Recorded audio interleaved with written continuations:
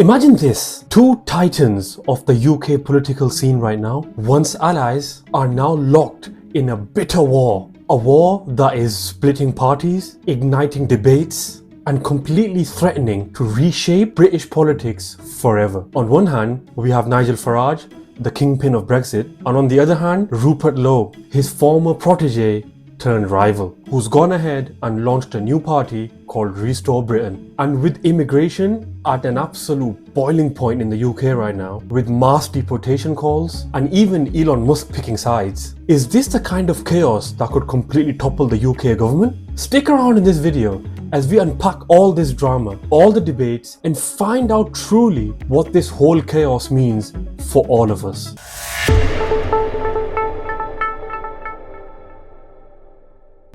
Welcome back to the channel, folks. If you're new here, make sure to hit that subscribe button and turn on the notifications because we are diving deep into one of the hottest political stories in the UK right now. Because this isn't just party politics, it's actually gone beyond that. This is now a battle for the future of Britain. And by the end of this video, you will understand exactly why 2026 is one of the most important years ever when it comes to British politics. So how about we break it down step by step?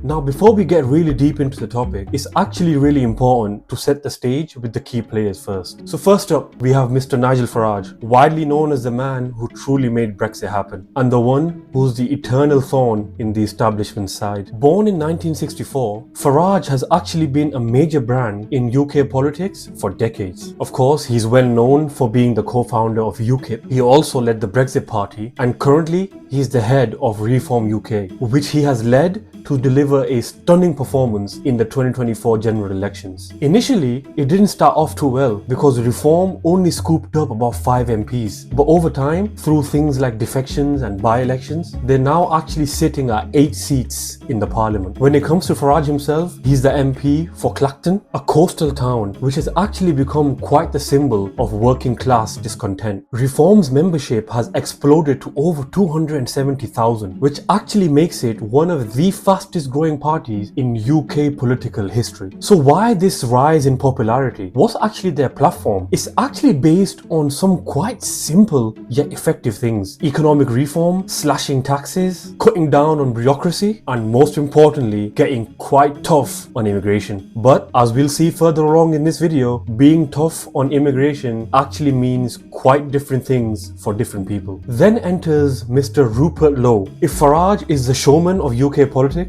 Lowe is a straight-talking businessman turned politician. Born in 1957, Lowe made his fortune in things like farming, property, and even as the chairman of Southampton Football Club back in the day, a run which came to an end in not the most ideal fashion. He then jumped into UK politics with Reform UK and Nigel Farage, even getting elected as the local MP for Great Yarmouth in 2024. But don't get it twisted, Lowe's clearly no yes man. Actually, he's known for his completely unfiltered takes on social media, where he clearly speaks against topics like woke culture, high taxes, and most importantly, mass immigration. Lowe positions himself as the no-nonsense voice of the British everyman, but some of his critics tend to call him extreme. And ultimately, after a series of fallouts with the leadership of the Reform Party, he was ousted in a dramatic fallout. But he wasn't to stop there. On Feb 13, 2026, Lowe launched Restore Britain as a full-fledged national political party in the UK. And their slogan, Restore Britain to the British. It's hard right, it's unapologetic, and it makes some really bold promises such as deporting millions of illegal immigrants, bringing back the death penalty via referendum, and prioritizing native Brits in things like housing and jobs. And the interesting fact is that Restore Britain already claims over 60,000 members, and they've already started poaching councillors from Reform, including 7 in Kent who defected together, which clearly shows this isn't just a splinter group, it's a direct challenge to all the major political parties in the UK, especially Reform. And for context, Reform UK, which actually started as the Brexit Party, rebranded itself under Farage's leadership in 2018. They have a really populist narrative looking to blend economic libertarianism with cultural conservatism. So this includes things like net zero migration, NHS reform, and ditching the net zero green policies, which they say are completely completely bankrupting the nation. In the 2024 general election, Reform UK won 14% of the vote, but only a handful of seats due to the first past the post system in the UK. But since then, it's actually turned into a phenomenon. They've completely surged up in polls, going completely neck and neck with the Conservatives, and often even going beyond. But at the same time, they've also had their fair share of problems. Internal tensions have been brewing within the party, especially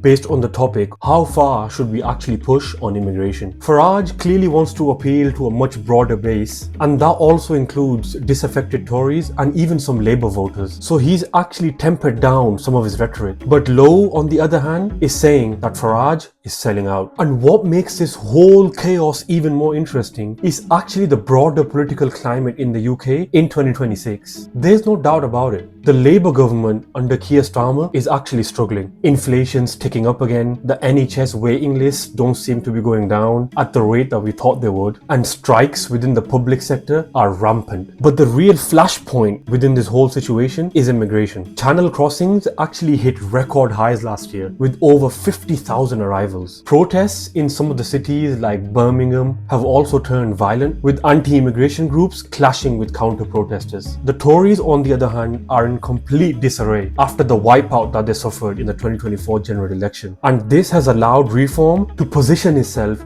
as the real opposition in the UK. But now, with Restore Britain coming up and actually nipping at their heels, the right-wing vote could actually start to fragment just when it was looking properly poised to dominate.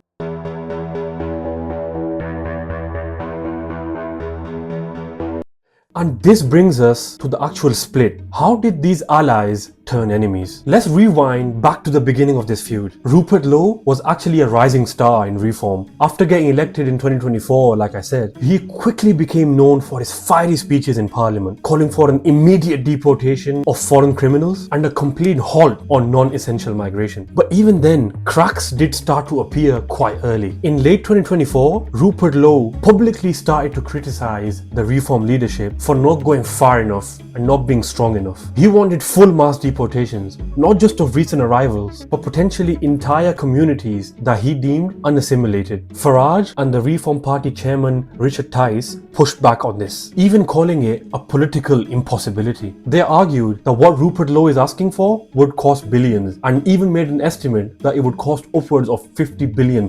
But Lowe didn't back down. On X, he absolutely blasted Reform, calling them piss weak and accusing them of just pandering to the moderates. This tension boiled over even more in March 2025. Lowe was suspended after an alleged witch hunt, as he called it. Reform accused him of threatening behaviour towards staff, going as far as to say there were death threats directed towards Zia Yusuf, who was the chairman at the time. And these are claims which Rupert Lowe has very strongly denied. The Crown Prosecution Service started investigating this issue, but then dropped it due to a lack of evidence. But by then, the damage was done. Lowe resigned, taking a dig at Farage's leadership style and calling Reform a mere protest party. And initially, he decided to set up Restore Britain as a pressure group, which attracted figures like ex-Tory Susan Hall and Gavin Williamson to its advisory board. But in Feb 2026, he went forward full throttle, registering Restore Britain as a national political party with the launch event in Great Yarmouth. And the manifesto was actually considered quite extreme by UK standards, including things like deport all illegal immigrants, revoke citizenship for those who commit serious crimes, prioritize native Brits in social housing, and even ask for a referendum on reinstating the death penalty. So what was Farage's response to all of this? Initially, it was actually quite dismissive. He even went as far as to call Rupert Lowe completely irrelevant and called the Restore Britain party as utter rot. But the defections started to hurt. Those 7 Kent councillors formed a new Restore group at the local council, and more are now rumoured to follow. In Feb 2026, actually just a few days ago, 2 Reform UK councillors from Warwickshire have decided to defect over to Restore Britain, which actually means this could be the start of something big, similar to how it was when people from the Conservative Party started defecting over to Reform UK. And this led to Farage countering quite heavily by trying to beef up the credentials of the Reform Reform Party itself. He's now even gone as far ahead as to announce a shadow cabinet, which includes big names like ex-Tory Robert Jenrick and Suella Braverman as the education spokesperson. And Robert Jenrick himself is not exactly soft on immigration. He actually resigned from Rishi Sunak's government because of the Rwanda plan being too weak for him. But Rupert Lowe's camp says that this is all just smoke and mirrors. And actually, one of the biggest criticisms of Nigel Farage recently has been the fact that he's turned reform into the Tories 2.0. And ultimately, that is the very last thing that anyone had asked for. And interestingly, this is where it gets global, because enters Elon Musk.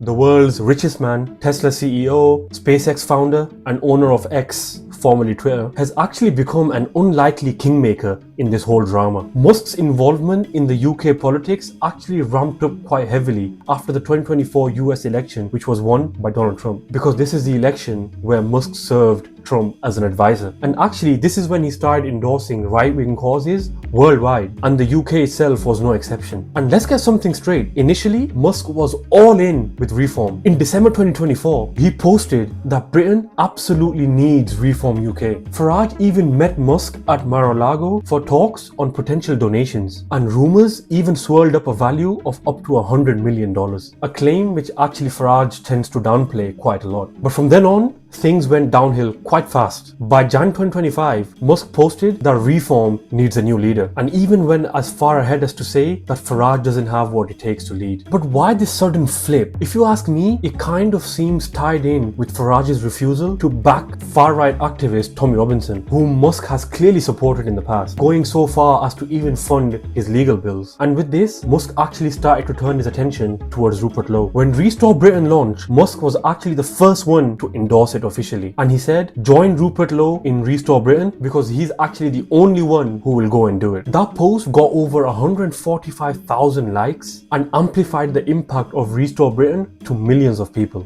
And since then, Musk has actually retweeted Rupert Lowe continuously, resulting in a boost in Rupert Lowe's follower count to over 600,000. But it escalated even further when a Reform UK spokesperson criticised the Restore Britain's policies as extreme. This resulted in Musk firing back, accusing Reform UK of being Nazis and wanting race extinction. Many critics say that Musk's meddling is quite dangerous because ultimately it's a foreign billionaire trying to influence UK elections. But at the same time, his supporters argue that he's just using his platform for free speech. But either way, however you look at it, Musk's influence actually can't be overstated. His endorsements have actually given Restore Britain the kind of credibility that most new parties can only dream of. And there are still many speculations going around. Will Elon Musk donate? One report actually suggests that he's considering it, which could heavily fund Restore's campaign in the by-elections. And actually, Farage has hit back on this and called Musk's intervention unhelpful. The public reaction on this whole situation is actually quite mixed. Some people are calling Elon Musk a real hero for trying to back real change in the UK, while others are criticizing him for being an interfering outsider. And the interesting thing is that Reform is actually still polling in the UK at much over 30%. But this split in the voter base could start to hurt that, because as some people have described it, this could be the right eating itself alive. And with some very important local elections coming soon, like for example in Norfolk, where Reform and Restore will actually go head to head, this drama is actually just getting started.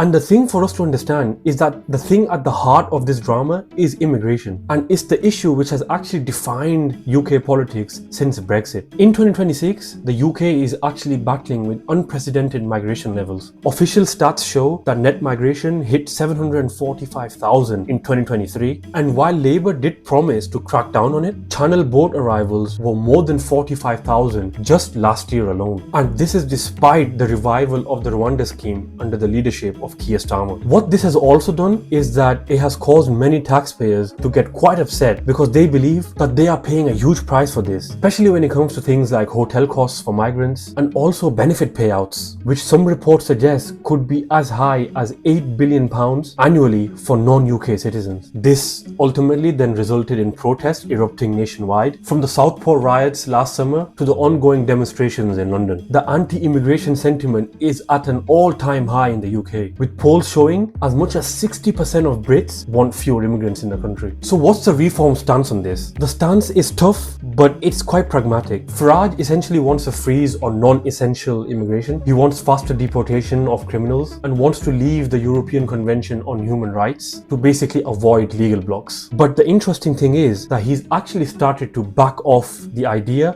of mass deportations by admitting that it's going to be a logistical nightmare. We can't deport millions overnight without chaos, are exactly the words he used in a recent interview. Reform are focusing on deterrence instead, naval pushbacks in the channel, stricter visa rules, and fining employers for hiring illegal immigrants. And if you ask me, it looks like it's the kind of narrative which has been designed exactly to appeal to swing voters who want control but not extremism. Restore Britain, however, they're all gas, no brakes. Rupert Lowe's plan is to deport every single illegal immigrant, and estimates have said that that number could be well over 1 million. But also, he wants to deport any foreign nationals who've committed a crime. Also, he wants to reverse mass migration by incentivizing returns, detain all arrivals immediately, and discriminate in the favor of Brits when it comes to things like housing and jobs. We will discriminate were the words used by Rupert Lowe quite clearly at the launch. And actually, they even want to go as far as stripping citizenship from dual citizens who are involved in serious crimes and offences. And that death penalty referendum apparently is for the worst of the worst. And again, this approach has been met with a mixed response. The critics are calling it fascist and extremist, while the supporters say that this actually is exactly what the public and Britain itself needs desperately. And the interesting thing is that Elon Musk's fingerprints can be seen quite clearly on this as well. Elon Musk has clearly said that uncontrolled migration leads to civilizational collapse, and his support for Restore Britain aligns really well with this sentiment because he sees Rupert Lowe as the guy who'll actually go and get it done, unlike Farage, who he calls weak sauce. And this actually brings up a really interesting question. Is Musk actually right that Britain needs such a radical change, or is he just a foreign billionaire sitting far, far away and just fanning the flames?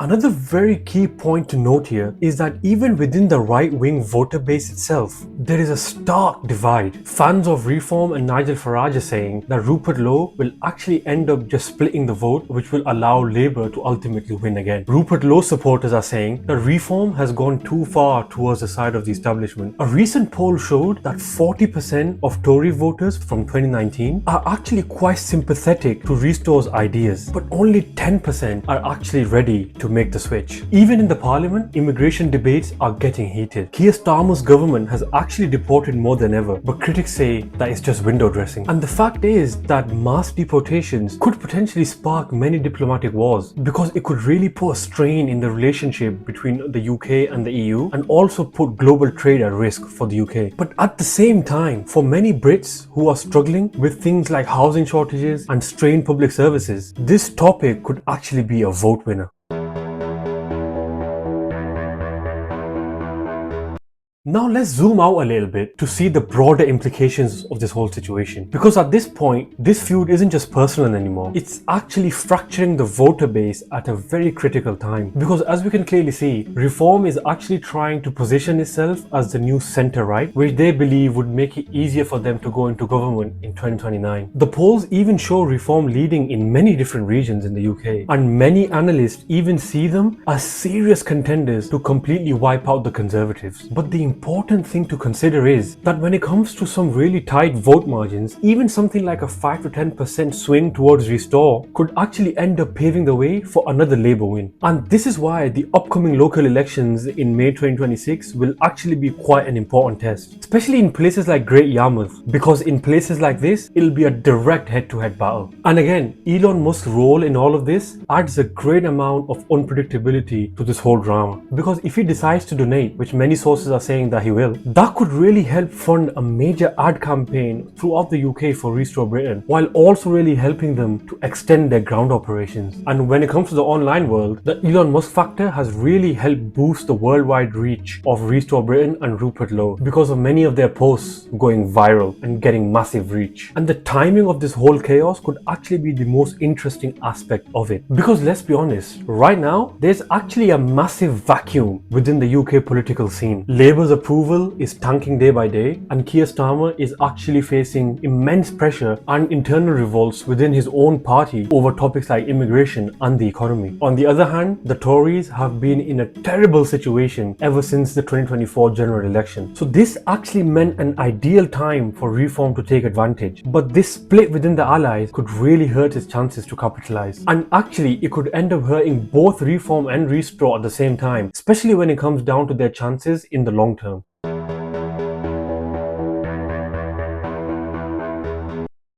So what does the future look like? What do we think could happen? If you ask me, I feel like we might see reform making more of a shift towards the right to try and neutralize the reach of restore, which could result in reform adopting tougher rhetorics in the days to come. At the same time, maybe restore will just end up fizzling out like many other parties. For example, like how UKIP fizzled out post Nigel Farage. But actually, when you really think about it, the chances of restore fizzling out similar to UKIP are actually quite low. And a big reason for that is Elon Musk, because his presence actually gives Rupert Lowe massive staying power. And looking at this whole situation, it's clear that many analysts have described it really well as a fracture and a divide between the pragmatists and the purists, which actually means that the voter base is now divided between two distinct choices. Do they go with Farage's electable reform, or do they go with Lowe's revolutionary restore? So in conclusion, the UK political scene and the immigration crisis within the UK is in absolute chaos. Right now, it's Farage's reform versus Rupert Lowe's restore, completely fighting it out with immigration as a battleground and Elon Musk as the wildcard cheerleader. But ultimately, whichever way it goes, this whole drama is just getting started. And this is where I really want your opinion in the comment section below. What do you think is going to happen? Will pragmatism win, or will it be hardline revolution? Are you team Farage? Are you team Rupert Lowe? Or maybe you're against both of them? Do you think either of these two have a realistic chance of forming government in the future? Or do you think this kind of a rivalry will just result in Labour winning all over again? Or maybe you just have a completely different opinion entirely. But whatever it may be, I'm really interested to know, so make sure to let me know in the comment section down below. But with that being said, that's all from me for now.